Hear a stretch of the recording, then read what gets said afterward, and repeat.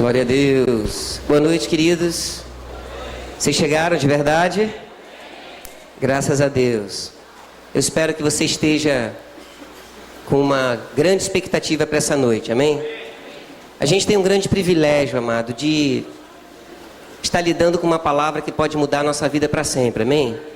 Então, não deixa que nada roube a sua atenção, que nada distraia você. Sabia que essa noite pode ser uma noite definitiva na sua vida? Essa noite pode ser uma noite definitiva na sua vida. A gente vai ouvir a palavra de Deus. Viva, eficaz, produz o seu resultado. E a gente tem que estar aberto para isso, amém?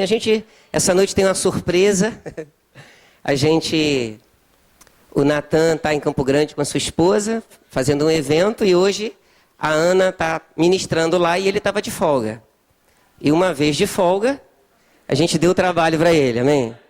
E a gente está recebendo o Natan com muito carinho. Nós amamos o Natan.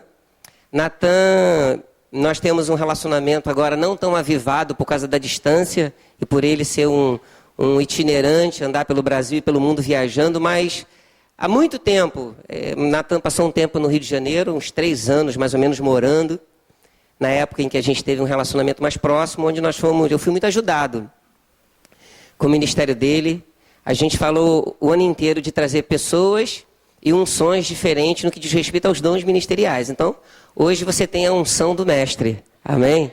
Então, usufrua de tudo, amém? Natan, por favor, receba esse homem de Deus com uma salva de palmas. A gente tem muita alegria de te receber. Fica à vontade. Boa noite, gente.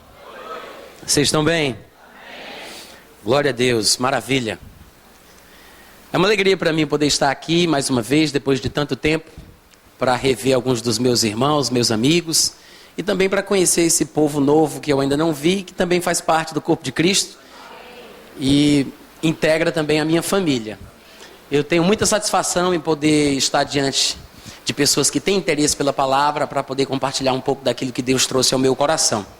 Eu não sei se você vai estar preparado para receber, mas já que você entrou, fica até o fim, porque se levantar e sair vai ser mais feio ainda. Você trouxe sua Bíblia? Levanta ela no ar, vamos deixar Satanás nervoso hoje à noite. Diz, esta é a minha Bíblia. Diz, eu sou o que ela diz que eu sou. Eu tenho o que ela diz que eu tenho. Eu posso o que ela diz que eu posso. Neste momento, eu vou receber a viva, eterna, imutável palavra de Deus. Meu coração está aberto. Minha mente está alerta. E eu nunca mais serei o mesmo. Nunca, nunca, nunca. Ô glória! Em nome de Jesus.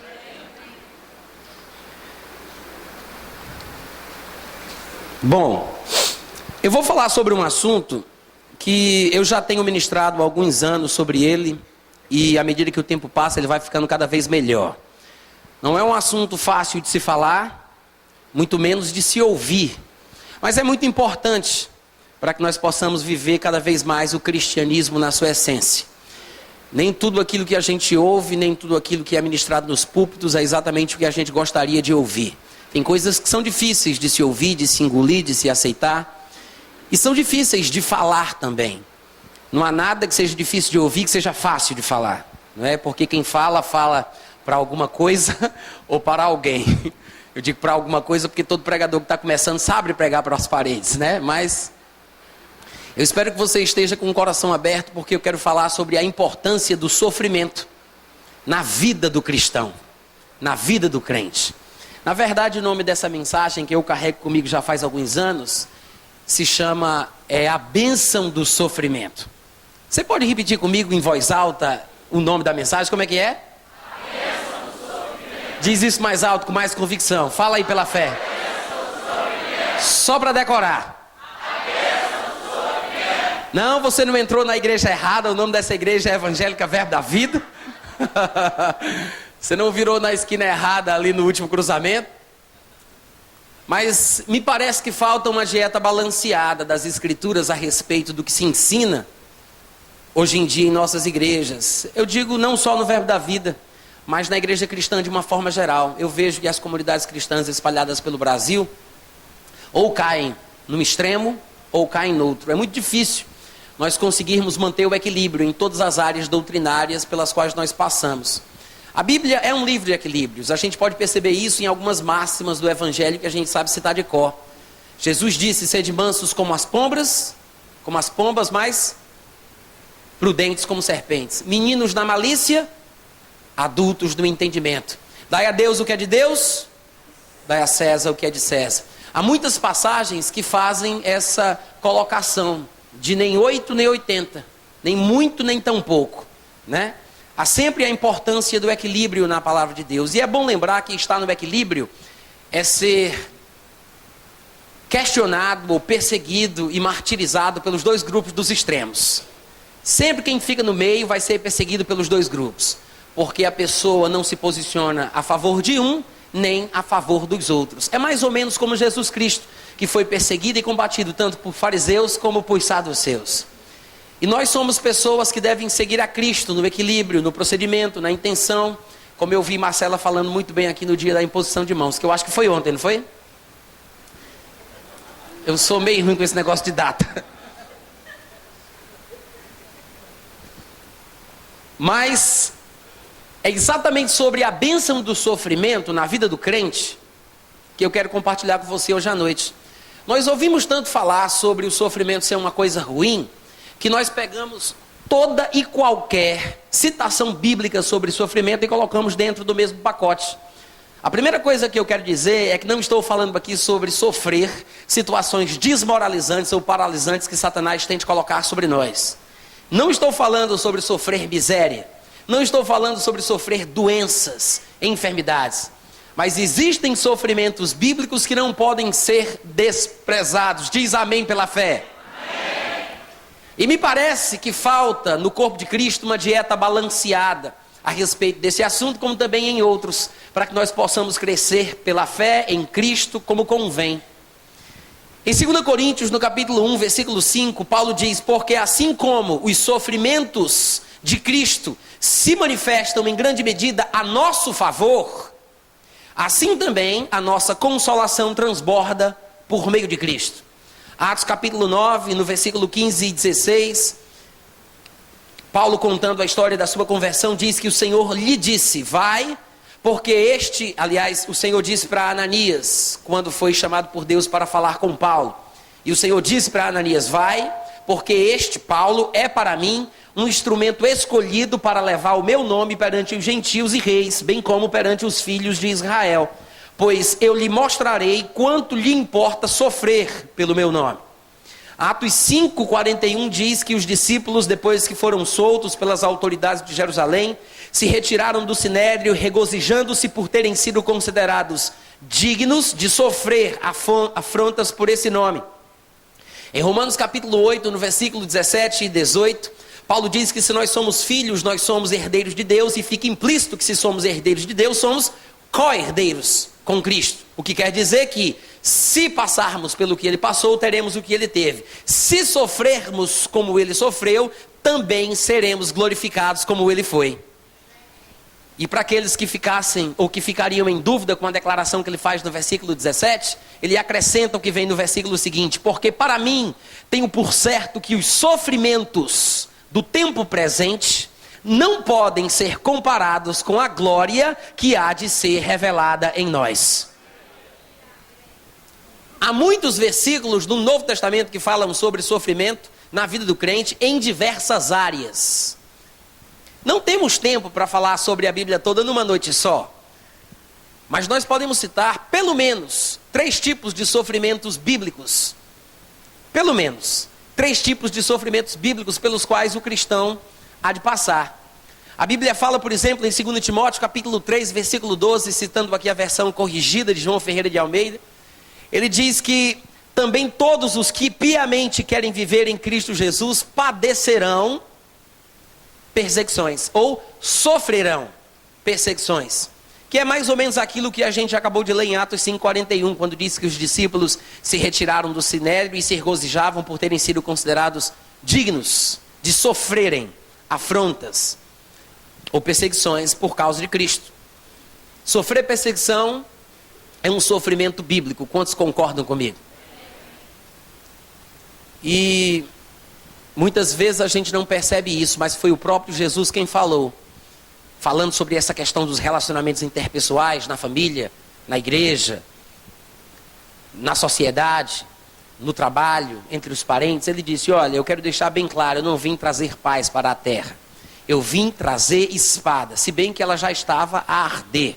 Mas a partir de agora, por causa de Cristo, por causa do seu nome, os inimigos do homem seriam também os do seu próprio lar, a ponto de corrermos o risco de termos inimigos como o pai, a mãe, a sogra, irmãos.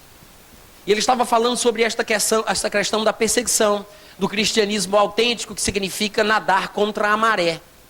Ser crente, irmãos, diferentemente do que alguns têm pensado, talvez até alguns dos seus pregadores prediletos, não é ficar deitado em berço esplêndido ao som do mar e à luz do céu profundo.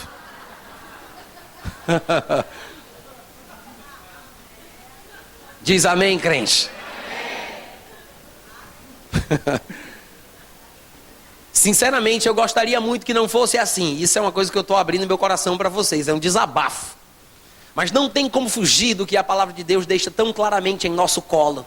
Não tem como fugir do problema. A batata crente já nos foi entregue. E é exatamente assim que a Bíblia diz: todos os que querem viver piedosamente em Cristo Jesus padecerão, sofrerão perseguição. A Bíblia fala que Jesus, como o nosso exemplo, sofreu a contradição dos pecadores. Ser crente no mundo onde Satanás é Deus é a mesma coisa que ter que nadar contra a maré. Exige esforço. Amém? Não é fácil. Tem sofrimento envolvido. Mas a Bíblia também fala sobre o sofrimento da perda, da renúncia. Quando você abre mão de coisas que são até autênticas, verdadeiras, genuínas, mas por um bem maior, por causa de uma ordem de valores, uma ordem de prioridades que você estabelece depois que você conhece Cristo. Então você vai sofrer a perda de certas coisas. Paulo, dando o seu testemunho pessoal a respeito dessa experiência, ele conta para a gente em Filipenses, no capítulo 3, principalmente nos versículos 8 e 10, quando ele diz: sim, na verdade, eu estou citando a versão corrigida de João Ferreira de Almeida, ele diz: sim, na verdade, eu tenho também como perda todas as coisas pela excelência do conhecimento de Cristo Jesus, meu Senhor, pelo qual sofri a perda de todas as coisas. Quem tem uma versão diferente da minha, talvez não traga a expressão sofri a perda. Fala apenas que ele perdeu as coisas. Mas você tem que entender que ele está falando sobre uma posição que ele tinha privilegiada dentro da cultura judaica, pelo seu nascimento, pela sua genealogia. Ele poderia dizer que tinha nascido o que nós chamamos de berço de ouro, né? Ele tinha nascido num berço de ouro.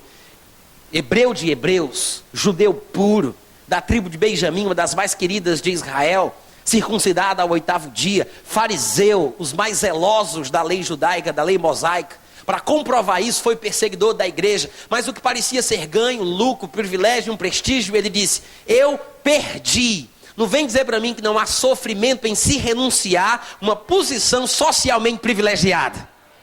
Perder o status, abandonar o pedigree.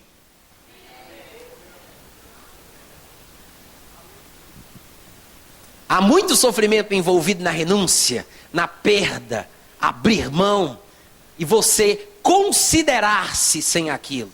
Não é que Paulo deixou de ser judeu ou deixou de ter a sua genealogia, os seus ancestrais, os seus antecedentes, os seus antecessores, tudo o que tinha acontecido era fato. Ele não tinha perdido de verdade, mas ele disse: eu considerei perdido. Então a pessoa mudar de opinião, tomar uma decisão, a pessoa considerar-se assim, é uma coisa que envolve sofrimento. É por isso que eu gosto de citar a versão que diz sofri a perda, porque fica em harmonia com o contexto de Filipenses 3, porque no versículo 10, em todas as versões, a Bíblia vai dizer que ele fez tudo isso para conhecê-lo e o poder da sua ressurreição, e para participar nos seus sofrimentos, conformando-me com ele na sua morte. Então Paulo diz, eu passei por tudo isso, a renúncia, a perda, o abandono, essa consideração para com aquilo que parecia ter valor para mim, para que eu pudesse participar dos sofrimentos de Cristo. Eu acho que Jesus sabia o que ele estava falando, quando ele disse, que bem-aventurado é o homem que deixa pai, que deixa mãe, que deixa a sua terra, que deixa a sua casa. Eu acredito que Jesus tinha experiência de vida, para falar o que ele estava falando. A perda traz sofrimento. A renúncia, ela traz sofrimento. Quantos podem dizer amém? Então não vem dizer para mim que como crente você não vai sofrer. Porque se você está decidido a não sofrer, você não vai crescer como convém. A Bíblia fala que Jesus foi aperfeiçoado pelas coisas que ele sofreu. Existe um sofrimento do qual nós não podemos, nós não devemos fugir. Eu disse que há pelo menos 3 tipos de sofrimentos bíblicos. Eu citei o sofrimento da perseguição, o sofrimento da perda, que é a mesma coisa que renúncia, mas há o sofrimento da tentação, que às vezes é mal compreendido, mas com um pouco de palavras, com um pouco de argumentação, a gente pode entender que a Bíblia realmente ensina sobre isso. Porque de fato, o que é ser tentado? Ser tentado é ter vontade de fazer uma coisa que eu gosto. Satanás não vai me tentar com cigarro, com bebida, ele me tenta noutras áreas. Assim como cada um de vocês são tentados em áreas específicas. Não somos exatamente iguais e cada um de nós é tentado numa área específica. A Bíblia diz, cada um de nós é tentado quando atraído e engodado pela própria concupiscência. Há uma concupiscência, uma cobiça, uma vontade, um desejo próprio no qual você é tentado. Mas é bom lembrar que é uma vontade sua. É uma vontade de fazer algo que você gosta. Então, quando eu cedo à tentação, eu estou tendo prazer. Porque é uma coisa que eu quero fazer. É uma coisa que eu gosto de fazer. A tentação é isso. É a vontade de fazer uma coisa que eu quero, mas não posso. Quantos podem dizer amém? Ou será que só eu entendo disso aqui? Amém, gente? Isso é ser tentado. E a Bíblia diz em Tiago 1,12 uma coisa curiosa. Lá está escrito: bem-aventurado o homem que sofre a tentação. E por muito tempo há um questionamento a respeito da suposta melhor versão para esse versículo. Porque dizem que algumas trazem a palavra aprovação e outras trazem a palavra tentação. Eu gosto de citar a mais polêmica. Não por causa desta característica inerente que Deus me concedeu. Mas porque eu acredito que seja mais nessa linha do que o que a gente pensa. E para tirar a dúvida de um pensamento errado, e para que não houvesse uma interpretação equivocada do que ele quer dizer, no versículo seguinte ele fala: e ninguém ao ser tentado diga é Deus que está me tentando. E ele explica que a tentação é uma coisa humana. Me parece que o contexto explica claramente que a bem-aventurança na tentação se encontra no fato de sofrê-la e não de praticá-la. Ou seja, bem-aventurado o homem que sofre a tentação, porque quem sofre é aquele que não cede, porque quem cede à tentação tem prazer. É um prazer ilusório, é um prazer enganoso, traz as suas consequências, destrói a nossa vida, a gente sabe tudo isso. Mas o fato é que existe um prazer enganoso do pecado. E a tentação é exatamente isso, é uma atração para fazermos aquilo que queremos. Mas quando nós resistimos à tentação, não vem dizer para mim que não tem sofrimento, porque tem. Tem ou não tem? E se nós não tivéssemos experiência a respeito desse assunto, seria interessante citar a Bíblia. Porque em Hebreus capítulo 2, no versículo 18, a Bíblia diz que Jesus, naquilo que ele sofreu, ao ser tentado, é poderoso para socorrer os que são tentados. Agora é interessante que o contexto de Hebreus 2,18 fala exatamente a respeito da humanidade de Jesus e da sua identificação conosco. Porque diz que ele, com certeza, não socorre a anjos, mas socorre a descendência de Abraão. Por isso, ele se tornou semelhante aos seus descendentes no que diz respeito à humanidade, no que diz respeito à carne e ao sangue. E diz que, por isso que naquilo que ele sofreu, tendo sido tentado, é poderoso para socorrer os que são tentados. Mas é interessante que ele diga, naquilo que ele sofreu, tendo sido tentado. Ao ser tentado, por quê? porque há um sofrimento na tentação.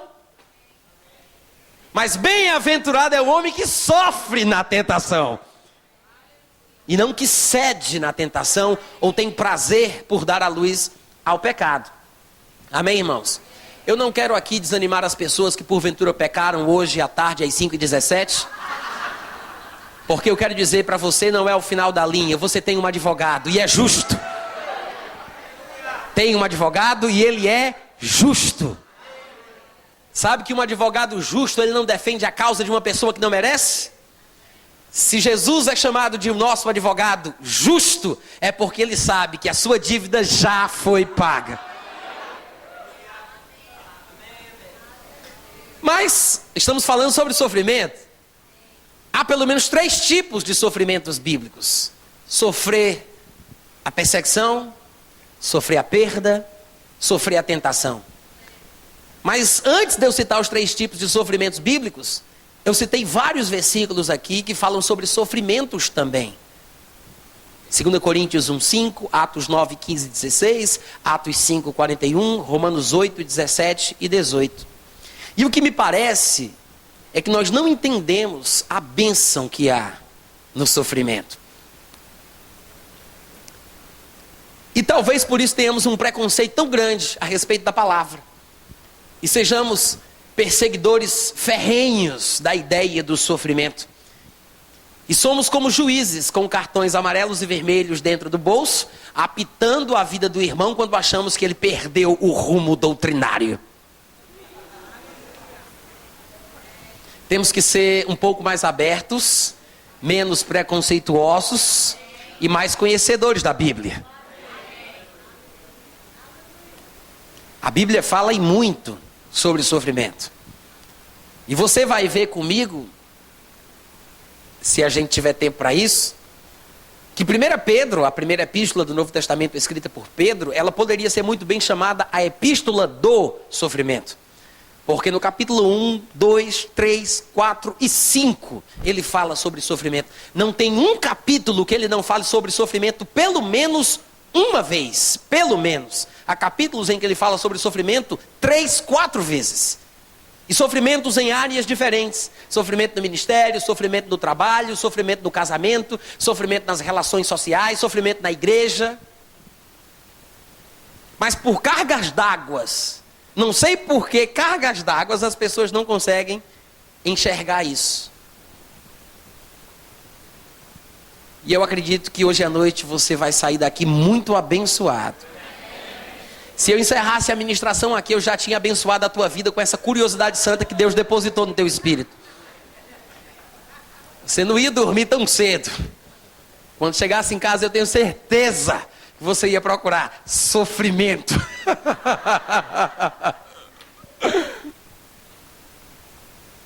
Em 1 Coríntios, no capítulo 13, você não vai precisar abrir agora, do capítulo 4, do versículo 4 ao 7, Paulo ele diz: o amor é paciente, é benigno.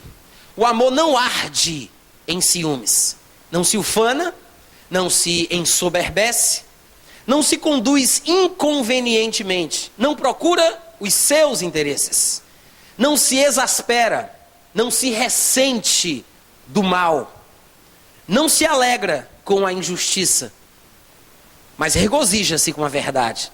Tudo sofre, tudo crê, tudo espera, tudo suporta. O amor é o grande mandamento do Novo Testamento. Claro, eu não estou falando sobre amar o próximo como a si mesmo, porque isso é Levítico 19:18, isso é coisa da lei, se tornou obsoleto. Eu estou falando sobre o novo mandamento, que está em João 13:34, em João 15:12. Novo mandamento vos dou, 2 pontos. É Jesus dizendo que vos ameis uns aos outros como eu vos amei. Amar o próximo como a si mesmo, até a turma da bandidagem de Fernandinho Beiramar sabe fazer. Saudar quem me saúda, qualquer um faz. Gostar de quem gosta de mim, qualquer um sabe. É fácil gostar de quem gosta de mim. Amar quem me ama. Saudar quem me saúda. Quem está andando nas regras do meu conceito, né? Nas pisadas do meu conceito. Mas o que é interessante é que o novo mandamento é amar como Jesus nos amou. Até porque tem gente que não se ama como convém. Tem gente que não sabe o valor que tem, que não se valoriza, que não se aprecia corretamente, não sabe qual foi o bom preço que foi pago por nós, porque não sabe o valor que possui. Então você tem que descobrir que tipo de amor é esse que Deus tem por ti, e com esse amor que Ele te amou, você está obrigado a amar o seu irmão. Não é uma opção, é um mandamento. Eu não estou dizendo que é fácil, eu estou dizendo que é obrigatório. Eu sei que alguém pode pensar, mas irmão Natan, que coisa horrível, é muito difícil viver assim, até a minha sogra. Até a sua sogra. Mas você não conhece o meu marido, não precisa conhecer, o marido é seu. Mas eu quero lembrar uma coisa para você, se você está achando ruim, se eu soubesse que era assim na lei dos crentes, eu nem tinha entrado. Ainda tem tempo, vai embora, vai ser macumbeiro, querido. Fica à vontade. Pode sair. Agora, em tempos modernos é preciso uma linguagem moderna. Agora, se você se decidiu por Cristo, se você já se convenceu que é o melhor caminho, se você já está aqui, meu irmão, então se encaixa na parada, tá ligado? Se adequa. Aprende quais os teus direitos, os teus privilégios, mas também procura na livraria evangélica mais próxima da sua casa a caixinha das obrigações. E não somente a caixinha das promessas. Vocês estão lentos hoje, gente.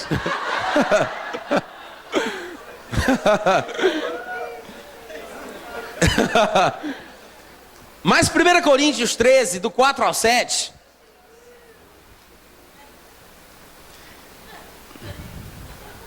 1 Coríntios, no capítulo 13, do 4 ao 7, ele fala sobre o que é a essência do sofrimento. O sofrimento bíblico, cristão, que é exatamente o amor. Porque quando ele fala sobre o amor ser paciente, benigno, não se arder em ciúmes, não se ufanar, não se ensoberbecer, não se conduzir inconvenientemente para buscar os seus próprios interesses, não se exasperar, não se ressentir do mal, não se alegrar com uma injustiça, mas ficar feliz com aquilo que é verdadeiro, sofrer tudo, crer em tudo, esperar tudo, suportar tudo, está falando, irmãos, sobre uma vida de renúncia, de sofrimento, de abnegação. E não vem dizer que é fácil. É por isso que ele diz, tudo sofre. E às vezes as pessoas dizem, mas irmão Natan, você acha mesmo que eu devo perdoar e ter misericórdia para uma pessoa como essa? Afinal de contas, eu acho que ela não merece. Se merecesse, não era misericórdia. O problema é que nós como crentes queremos perdoar quem merece. Mas somos assim porque somos míopes espirituais. Não conseguimos nos lembrar do amor e do perdão e da misericórdia que foi confiada à nossa própria vida. Nos esquecemos da bondade, da longanimidade de Deus que nos conduziu ao arrependimento. E temos sido duros demais. O povo evangélico é o povo mais carrasco, mais cruel que eu conheço na face da terra. É um povo duro, cruel. E muitas vezes, em nome da verdade, em nome do amor, em nome da Bíblia, daquilo que é puro, maltrata as pessoas. Porque eu acho que tem gente que pensa que é permitido maltratar quem é macumbeiro. É permitido macumbar. Eu tenho um pequeno problema de verborréia, eu preciso... Às vezes o Espírito Santo traz tanta coisa e eu quero acompanhar, mas não dá na velocidade e eu me atrapalho. Eu já criei algumas frases bem clássicas aqui no Rio de Janeiro por causa dessa situação. Uma vez eu estava pregando sobre Pedro, Tiago e João e eu disse Pedro, Joago e Tião. Outra vez falando sobre pregadores prediletos, que eu gosto de usar muito essa frase para citar como exemplo, eu disse pregaleto predidor. Outra vez eu acho até que Edmilson foi testemunha ocular. eu ministrando sobre a passagem de Marcos 11:23, daquela figueira que foi vista a uma distância longa, e eu fui falar uma longa distância longa, eu disse distonga. Então vocês vão me perdoando, mas faz parte. Afinal de contas, ao vivo é assim mesmo. Amém, gente? Estamos em família, não é? Você pode zombar de mim à vontade, depois eu zombo de vocês. Mas eu acho que às vezes as pessoas pensam que quem não é da nossa religião pode sim ser criticado e maltratado. Afinal de contas, Deus é evangélico. Existe essa impressão no nosso meio de que Deus é evangélico. Mas eu quero lembrar, irmãos, que Deus, ele não é evangélico, ele não é espírita, ele não é católico. Deus é Deus. Ele está muito acima dos conceitos, classificações e terminologias humanas.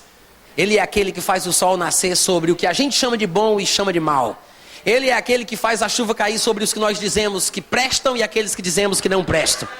Ele abençoa o justo e o injusto. Por uma simples questão, porque Ele não faz acepção de pessoas. Eu sei que o crente faz. E particularmente eu estou cansado de pregadores que falam de Jesus. Eu gostaria de ver mais pregadores falando como Jesus. Amando como Ele. Sem ter vergonha de ser amigo de prostituta. Sem ter vergonha de ser amigo de pecador. Sem ter vergonha de ser mal interpretado, porque sentou na mesa dos escarnecedores. Mesmo que os escarnecedores sejam o seu pai, o seu tio e a sua mãe.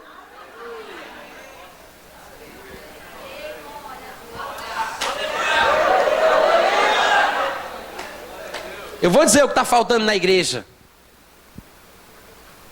Vivermos o que nós chamamos de amor.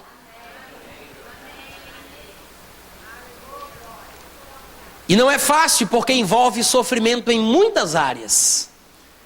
Sofrimento dos pecadores porque eles vêm contra nós. Sofrimento dos crentes que não nos entendem e falam mal de nós e nos criticam.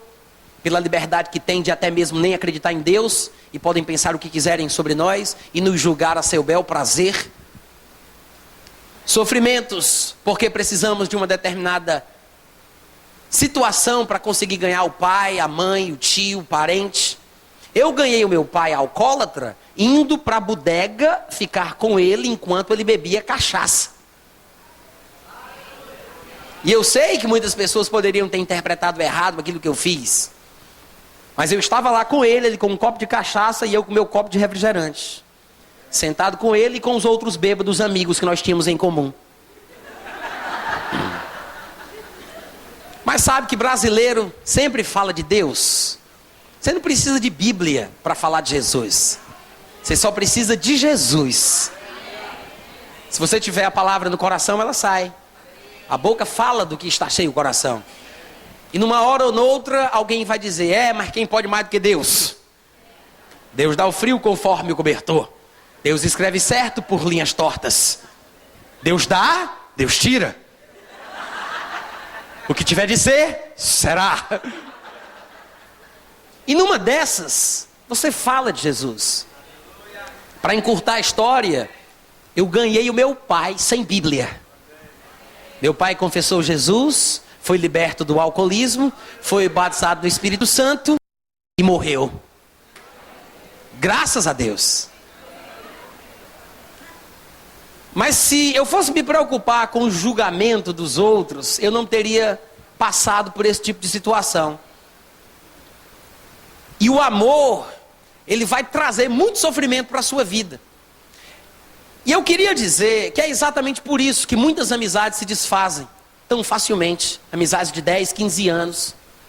Casamentos de 20, 25 anos.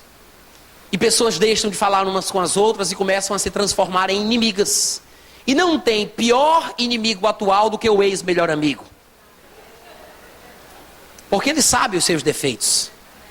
Ele conhece as suas invirtudes. Ele sabe os seus problemas. E eu sempre acho que a melhor forma de se ganhar uma pessoa e alcançar o coração dela é você sofrendo no relacionamento. E o problema é exatamente esse, é porque sempre queremos estar por cima. Não levamos desaforo para casa, principalmente depois que nós fizemos o seu treinamento bíblico Rema. Porque eu sou um crente da revelação, compadre. Tá pensando que eu sou besta? Tá querendo me pegar para Cristo?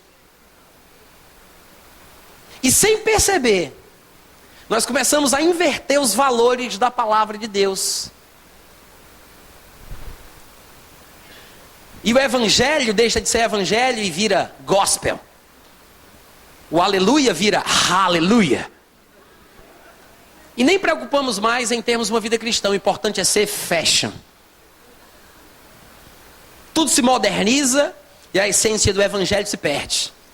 Ninguém aceita mais sofrer. Porque sofrer é para os crentes besta que não tem a revelação.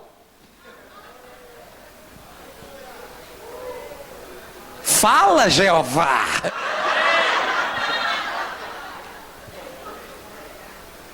Em 1 Pedro, no capítulo 2, no versículo 19, está escrito: isto é grato a Deus, que alguém suporte tristezas. Eu gostaria muito que Pedro não tivesse isso para eu falar a primeira vez, para ver como era a reação do pessoal. Infelizmente não foi eu que falei, Pedro falou antes de mim. Está na sua Bíblia que você tanto confia. Você tem a coragem de levantar e dizer: esta é a palavra de Deus. Isto é grato a Deus, que alguém suporte tristezas, sofrendo injustamente. Regozije, igreja.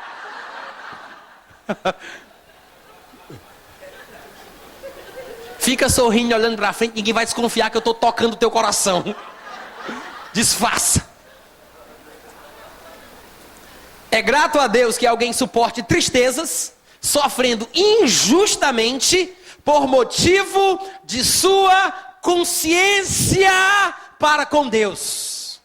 E toda vida que eu leio esse versículo, eu me lembro daquilo que o próprio Paulo diria em 2 Coríntios capítulo 1, versículo 12. Porque a nossa glória é esta, o testemunho da nossa consciência. Porque quando falamos sobre consciência, estamos falando sobre uma coisa que ninguém vê. A consciência se encontra naquele lugar que poderíamos chamar de secreto. E só tem um que é especialista em ver o que está no secreto, que é Deus. Porque o homem, ele vê a aparência, mas Deus vê o coração. Atos 15:8 diz: Deus que conhece os corações. Eu acho interessante porque muitas vezes nos preocupamos com o que os outros vão pensar, com o que os outros vão dizer, com a forma que as pessoas nos interpretam, nos veem, nos entendem, mas não temos a mesma preocupação com o que Deus está vendo. Eu acho que a nossa ordem de valores se perdeu. Está tudo ao contrário, virou de ponta cabeça. Porque a Bíblia fala sobre a importância do testemunho da consciência. A Bíblia fala que, por motivo da nossa consciência para com Deus, nós devemos até suportar a tristeza, sofrendo injustamente. E é muito forte isso aqui, gente. E eu queria que você se preparasse, porque eu estou começando a terminar a mensagem. E nesses minutos finais eu gostaria, com a permissão da igreja, bater com as duas mãos. Eu quero que você abra a sua Bíblia comigo em 1 Pedro.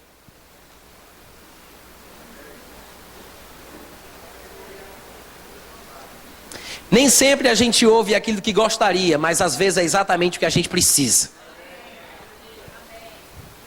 É por isso que eu gosto de chamar de dieta balanceada, que traz equilíbrio, nutre verdadeiramente o nosso cristianismo, que deveria ser verdadeiro e autêntico, baseado naquilo que está escrito. E não nos chavões, no evangeliquez, nessas coisas que a gente fica falando porque grandes pregadores falam e a gente repete. Mas vamos nos basear no que a palavra de Deus ensina. Eu tenho pregadores prediletos. E vocês sabem quem são. Mas eu prefiro crer naquilo que a palavra diz do que em qualquer outra coisa. Quantos podem dizer amém? Amém. Você vai ver que no capítulo 1 de Pedro, logo no início, no versículo 6, ele diz... Do versículo 3 em diante, só para a gente poder acompanhar o contexto, ele fala que bendito é o Deus e Pai de nosso Senhor Jesus Cristo, que segundo a sua muita misericórdia nos regenerou para uma viva esperança, mediante a ressurreição de Cristo Jesus dentre os mortos, para uma herança que não se deteriora, que não tem mancha, que não murcha, reservada nos céus para vós outros, que somos guardados pelo poder de Deus mediante a fé, para esta salvação preparada para revelar-se somente no último tempo. Aí chega no versículo 6, ele diz, nisso exultais, embora no presente, por breve tempo, se necessário, sejais contristados por várias provações. Diga aleluia. Aleluia. Quando chega no versículo 10, ele diz, foi a respeito desta salvação que os profetas indagaram e inquiriram, os quais depois de indagarem, pesquisarem, inquirirem, profetizaram, acerca da graça a vós outros destinada.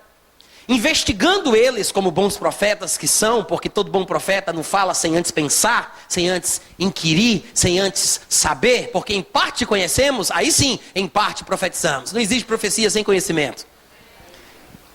Mas o assunto não é esse. Versículo 11, investigando atentamente qual a ocasião ou quais as circunstâncias oportunas indicadas pelo Espírito de Cristo que neles estava, ao dar de antemão, presta bem atenção agora, testemunho sobre os sofrimentos. É para chamar a atenção que o negócio está no plural. Ele fala, eles davam testemunha de antemão sobre os sofrimentos referentes a Cristo e sobre as glórias que os seguiriam. Eu não sei se você observou, mas no versículo 11, Pedro está dizendo que os profetas davam testemunho antecipadamente com a sua própria vida, pelo Espírito de Cristo que estava neles, dos sofrimentos de Cristo, ou que Cristo experimentaria, e não só isso, mas também testemunhavam sobre as glórias na sua própria vida, pelo Espírito de Cristo que estava neles, de antemão. Também testemunhavam sobre as glórias que os seguiriam. E a Bíblia está dizendo que os sofrimentos de Cristo trazem as glórias de Cristo. Não diz que as glórias de Cristo seguiriam o Cristo, mas diz que as glórias seguiriam os sofrimentos de Cristo. Isso quer dizer que quem sofre como Cristo vai ser glorificado com Ele.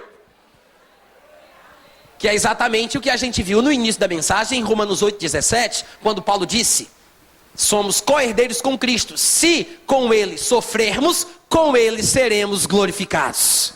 Não se desespera, meu irmão, porque tenho por certo que os sofrimentos do tempo presente não podem ser comparados com a glória que vai ser revelada, não para nós, mas revelada em nós. Então ele fala aqui sobre o testemunho dos profetas com a sua vida pessoal. Sofreram e foram glorificados. Da mesma forma, Cristo sofreu e foi glorificado. Mas ele está falando isso por nós, que sofremos e seremos glorificados. Mas ele não para aí. Se nós pularmos um pouco mais para frente, para o capítulo 2 de 1 Pedro, quando chega lá no versículo 18, ele diz, empregados ou servos, sejam submissos com todo o temor ao vosso senhor ou patrão, que é o mais próximo que nós temos hoje em dia.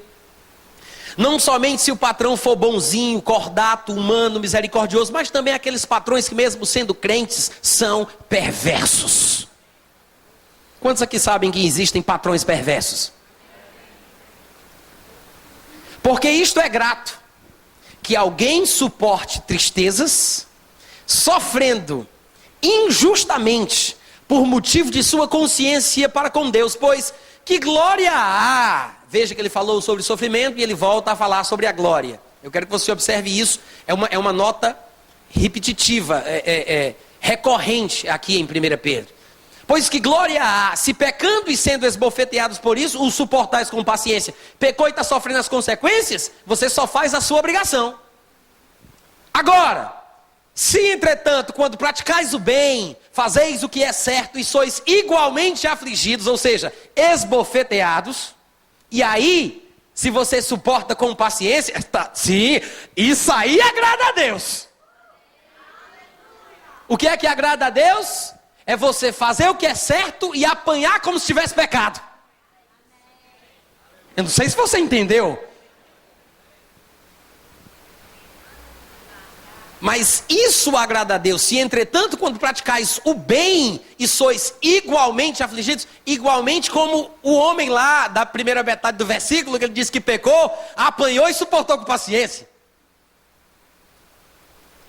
Então ele diz, sabe por que é interessante a gente parar para pensar sobre isso? Porque no dia a dia da vida, a gente sempre faz isso.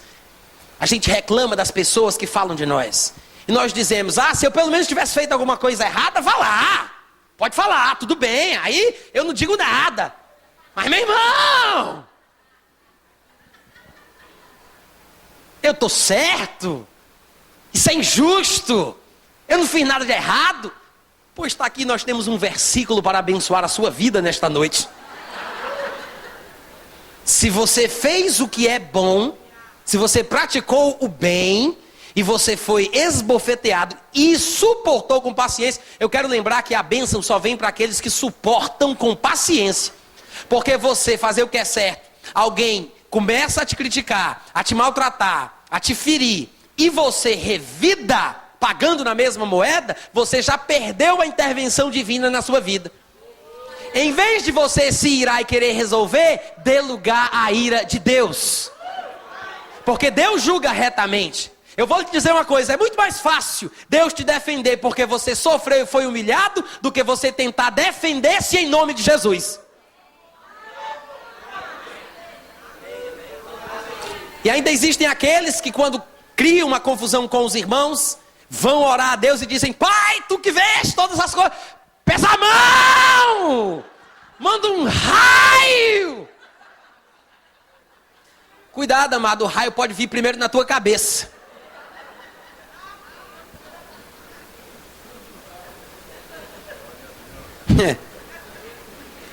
Em 1 Coríntios, Paulo falando sobre demandas sociais no meio da igreja, ele diz, o simples fato de já haver dissensão e demandas já é uma vergonha. E ele diz, por que vocês antes não sofrem o dano? Eita, eu ia bater no trem de madeira, eu vou... Por que vocês não sofrem o dano?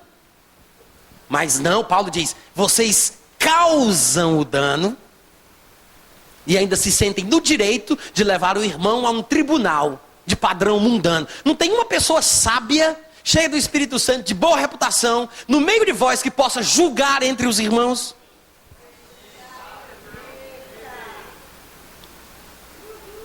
Sabe o que falta? Sofrimento. Ninguém está querendo sofrer. É por isso que amizades são desfeitas. É por isso que ninguém perdoa ninguém. Até perdoa, mas vai morrer para lá. É assim que acontece. Mas você tem que lembrar que você guardar sentimento de mágoa, sentimento de vingança, rancor, ódio no seu coração é como um idiota que toma veneno e espera que o outro morra.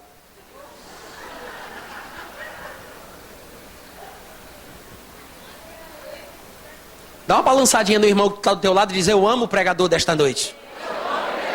Isso, confessa isso, é bíblico chamar as coisas que não são como se fossem.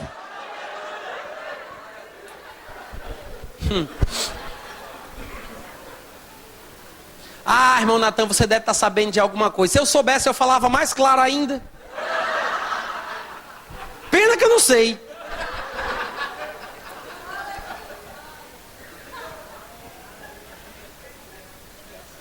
Mas por que você está falando sobre isso? Se a Bíblia fala, por que eu não posso falar? Não há nada de novo debaixo do sol. Eu ponho a minha mão no fogo, como esses problemas acontecem aqui também.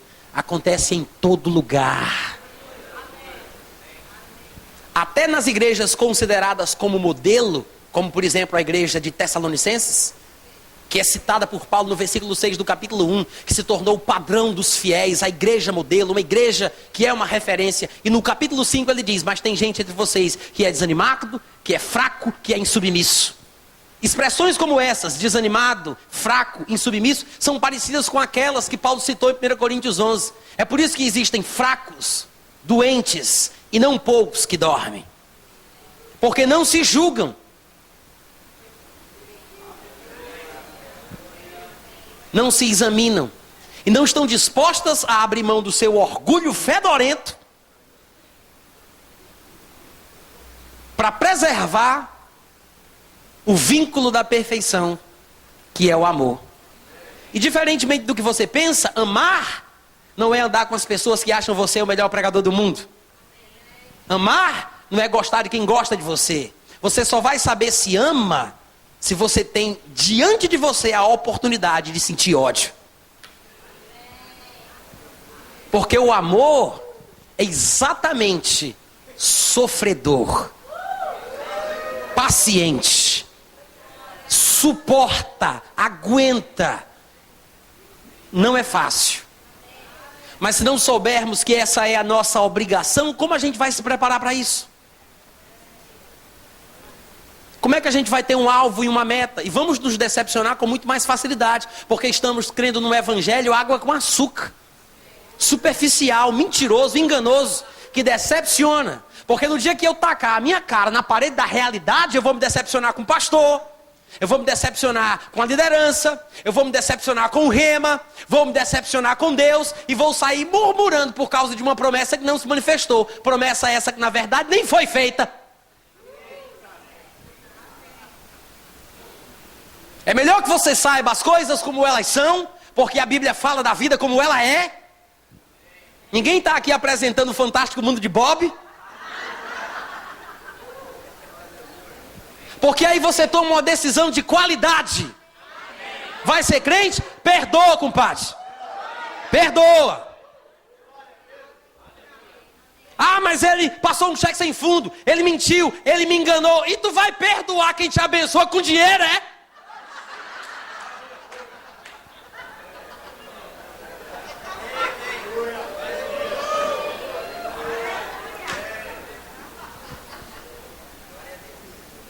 O amor que é sofredor é o vínculo da perfeição. Quantos podem dizer amém? Amém. Sofrimentos e as glórias que acompanham os sofrimentos. No versículo 1 do capítulo 3, continuando, Pedro diz, mulheres, do mesmo jeito, igualmente. Ou seja, está dentro do contexto do sofrimento que ele apresentou nos versículos anteriores. Ele diz, igualmente sejam submissas, porque ele falou dos servos submissos aos patrões perversos. Ele diz, igualmente, sejam submissas ao vosso próprio marido, para que se ele ainda não obedece à palavra, seja ele ganho sem palavra alguma por meio do procedimento da sua esposa. Não vem dizer para mim que é fácil uma mulher crente ser submissa a um marido mundano, carnal, que bebe, que fuma e que só faz o que não presta. E tem alguns ainda que tem a cara de pau de querer bater na mulher. Marido doido é marido que bate em mulher. Porque mulher sabida é aquela que bota veneno no próximo almoço.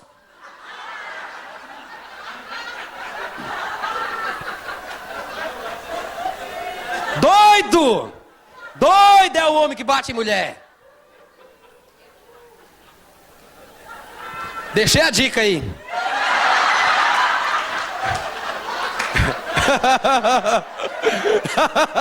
Não, eu não estou mandando matar. Mas você pode se aproveitar e dizer, lembra daquilo que o irmão Natan falou? Aproveita! Bota um medinho aí de vez em quando. Tem muita criança viva porque aprendeu a ter medo de colocar o dedo na tomada.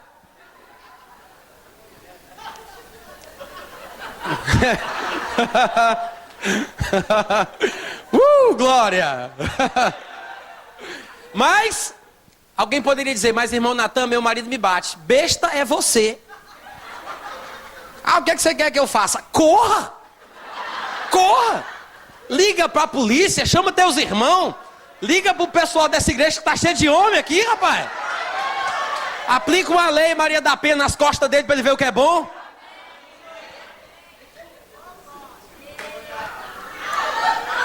A Bíblia diz que quando tentavam matar Jesus, ele fugia.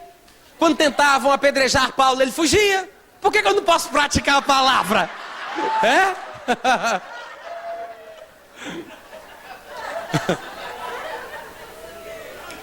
Mas, dito isto, eu quero lembrar que às vezes o problema que nós encontramos nos lares é do crente.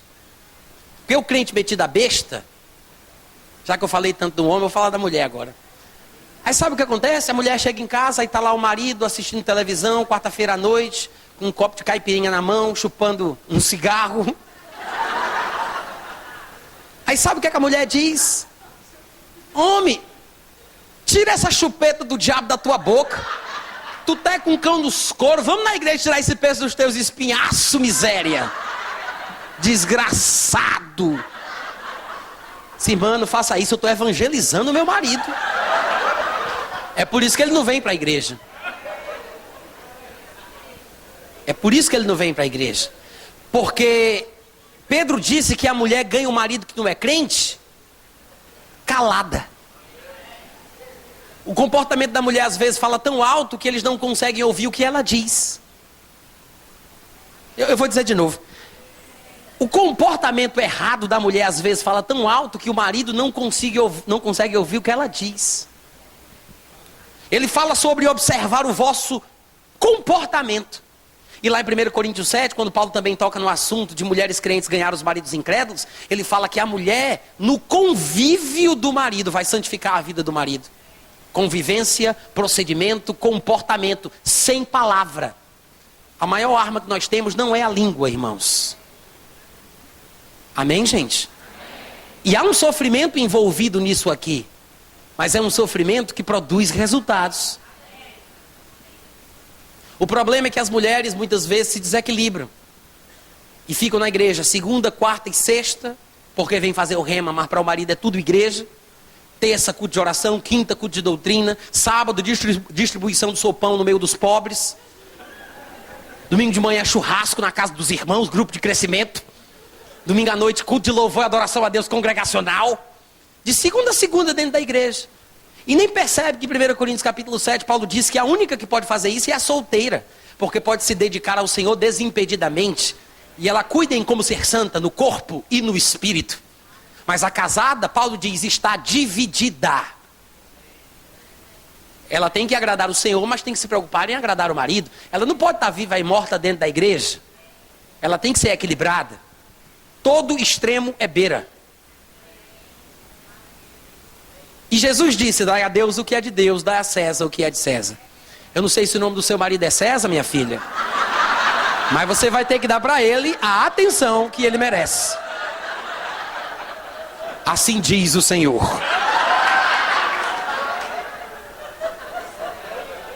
Sentiu aí? Recebeu?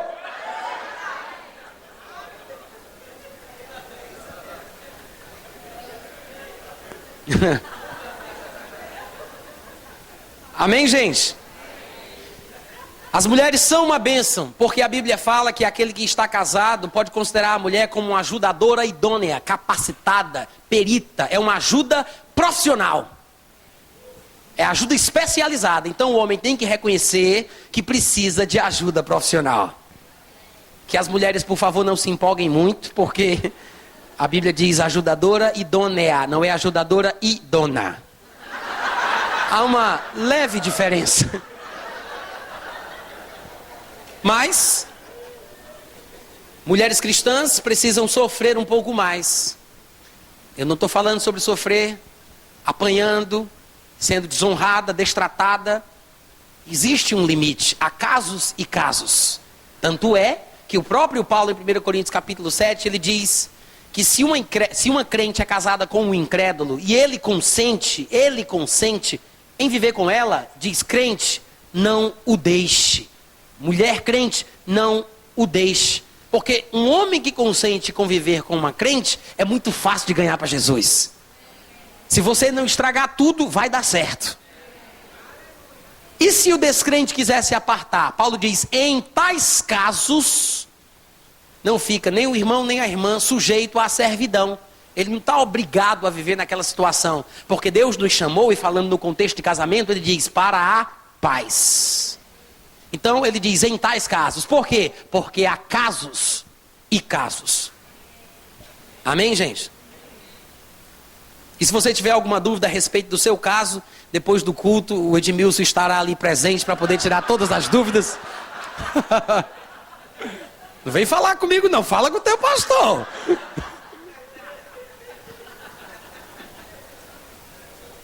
Um pouco mais para frente, no capítulo 3 de 1 Pedro, quando chega no versículo 13, ele diz, ora, quem é que vos há de maltratar se fordes zelosos do que é bom? Tem sentido uma pessoa maltratar quem só faz o bem? Não tem. Então ele faz uma pergunta retórica, a resposta todo mundo já sabe. Quem é que vos há de maltratar se fordes zelosos do que é bom? Ninguém. Mas, diz o versículo seguinte, ainda que venhais a sofrer por causa da justiça, por terdes praticado aquilo que é bom, ele diz, se você sofrer assim, bem-aventurado você é. Quantos podem dar um glória a Deus aqui hoje à noite? Não vos amedronteis, portanto, com as suas ameaças, nem fiqueis alarmados. E no versículo 17, ainda seguindo o mesmo contexto, versículos depois ele diz, porque se for a vontade de Deus, é melhor que sofrais por praticardes o que é bom. Ué, quer dizer que é melhor sofrer por ter praticado o que é bom do que sofrer como consequência do mal que eu cometi? Esse é o padrão bíblico. No mundo eles não entendem isso. Mas não importa o que o mundo pensa, nós temos que pensar como Deus quer. E ele continua, no versículo 1 do capítulo 4, ele fala, tendo Cristo sofrido na carne, armai-vos também vós do mesmo pensamento. Ele está falando da predisposição mental para passar por sofrimentos. E ele diz que essa predisposição mental é uma arma que nos faz alcançar a vitória em nossa caminhada cristã. Então ele diz, tendo Cristo sofrido enquanto esteve vivendo aqui na terra, como homem nos dias da sua carne, armai-vos também vós com este pensamento, com a mesma predisposição mental, tendo consciência deste fato, estando prontos para passar por isso. É uma arma, para que você não se desanime, não se decepcione, não pare no meio do caminho. Saiba disso hoje à noite, porque aquele que sofreu na carne, deixou o pecado.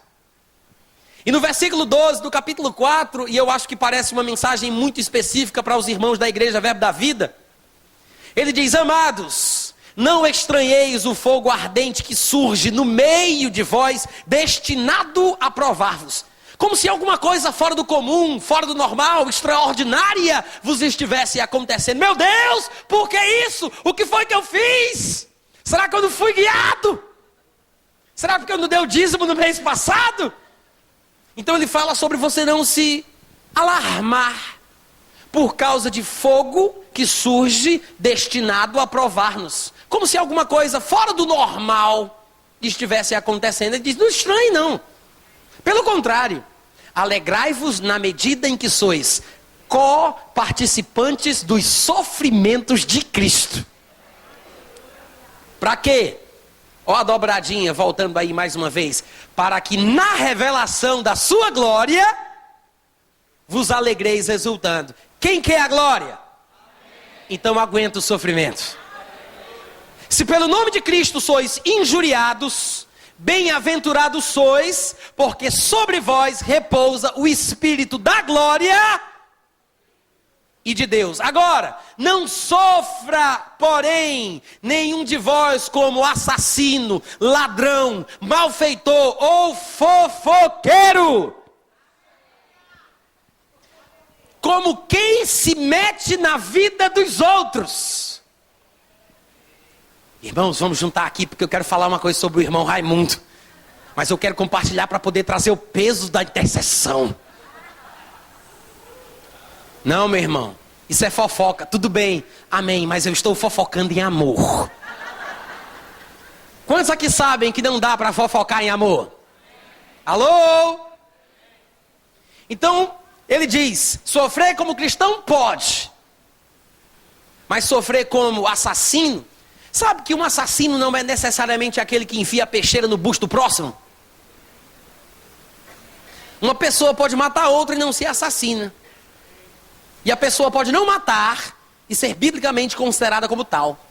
Uma pessoa pode passar no trânsito, no sinal verde, em seu direito, e um motoqueiro maluco pode se colocar na frente e ser assassinado por mim. Mas eu não sou assassino porque ele morreu através do meu carro. Não me faz um assassino. Mas a Bíblia diz que todo aquele que odeia o seu irmão é assassino. E diz mais, nós sabemos que o assassino não tem a vida eterna permanente em si. Porque nós sabemos que passamos da morte para a vida porque nós amamos os irmãos. Sofra como cristão, não sofra como assassino, como ladrão, como malfeitor ou como quem se mete na vida dos outros. Agora, se sofrer como cristão, não tenha vergonha disso. Antes, glorifique a Deus com esse nome. Quantos podem dizer amém? E no versículo 1 do capítulo 5, Pedro diz: e aos que estão no ministério, rogo eu que também estou, e também testemunha dos sofrimentos de Cristo, e claro, não posso deixar de falar, por causa disso também co-participante da glória que há de ser revelada. Se há sofrimento, meu irmão, vai ter glória envolvida. Porque a nossa leve e momentânea tribulação produz um eterno peso de glória.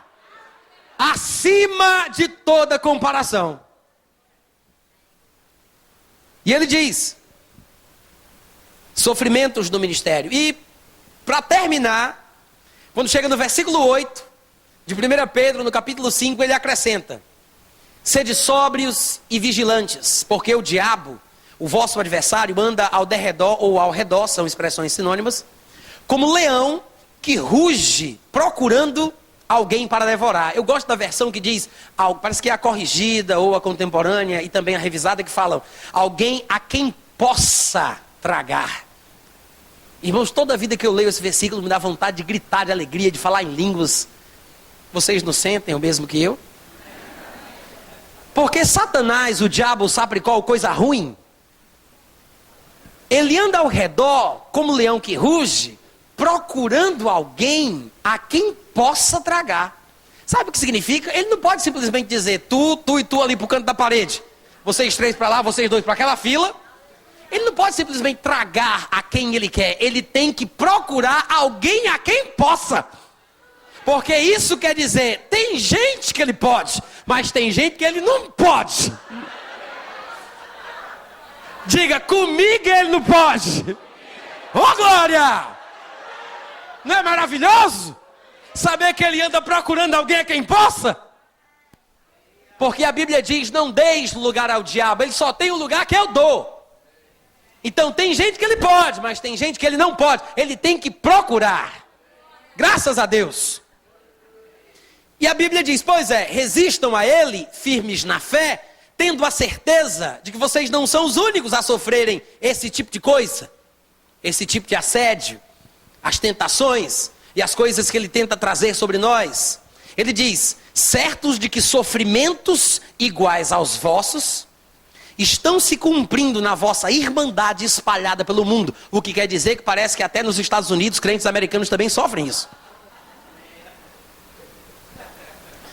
Ora, o Deus de toda a graça, que em Cristo vos chamou a sua eterna glória. Que coisa linda a consistência da palavra de Deus. Depois de terdes sofrido por um pouco, Ele mesmo vos há de aperfeiçoar, firmar, fortificar e fundamentar. Oh glória! Não tenha medo de sofrer para Jesus. Não tenha medo de sofrer pela glória de Deus. Saiba o que isso significa. Entenda o que a palavra de Deus fala.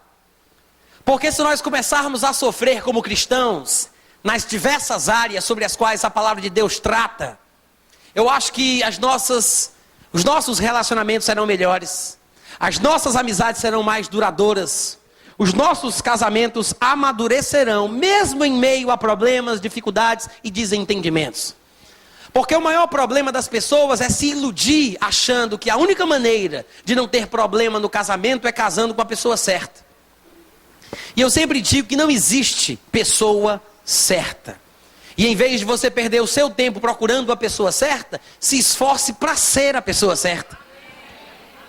Aí pode ser que funcione. Mas é esse o nosso problema. Nós queremos colocar a responsabilidade nas mãos de Deus. Não temos a coragem de falar, mas no fundo, com a cara de pau de cada um individualmente, nós queremos crer que existe uma alma gêmea evangélica. Pessoa com a qual, se nós casarmos, a nossa vida será perfeita. A nossa varoa, que está por aí, a mulher que me foi destinada, perambulando, embora eu ainda não a conheça.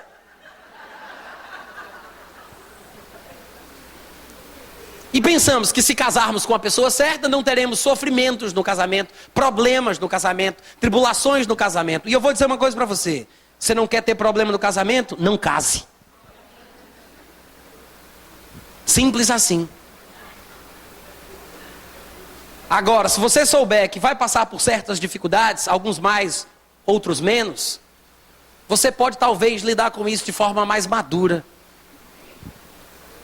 Esperando já o que vai vir, para tratar a coisa com maturidade. E quem sabe, talvez, sendo um cristão verdadeiro, sofrendo, renunciando injustamente. Por causa da pessoa que você supostamente ama. Ela está errada, mas porque você ama, você sofre. O problema é que pensamos que amor é ser tratado bem, é tirar proveito, é aproveitar os... Mas amar é sofrer. Basicamente, em todos os nossos relacionamentos, na igreja, nas amizades, no trabalho.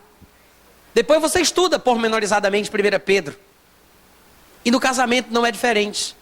Mas essa ilusão de dizer que se eu casar com a pessoa certa, o meu casamento vai ser uma bênção, é perigoso.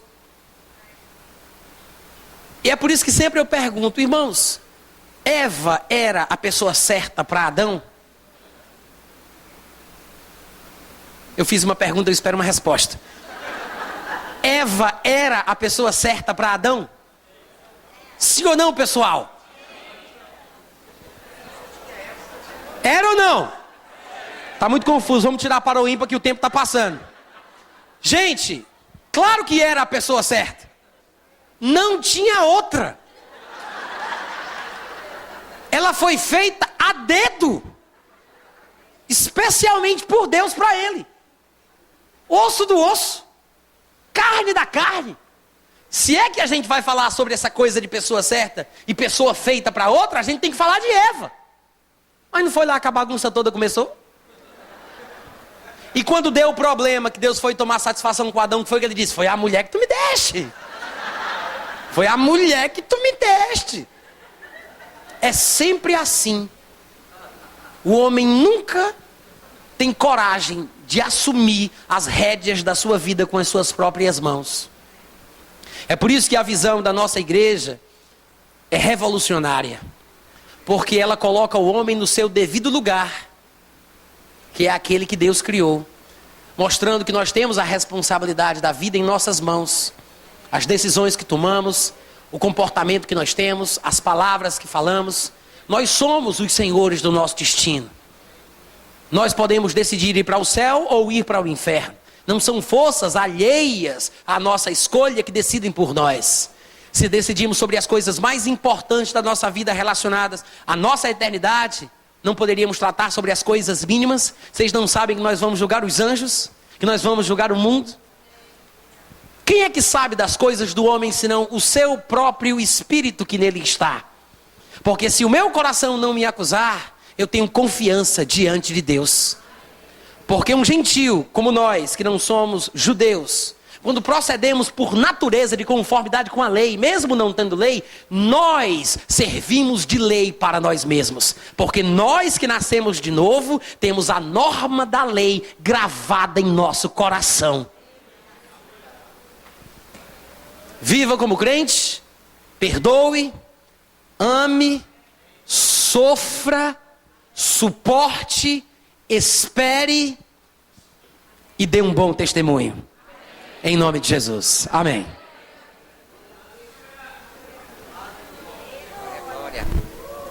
Fique em pé. Louvor aqui. Eu só quero, antes dos avisos e do ofertório, quero cantar um louvor com você e adorar a Deus.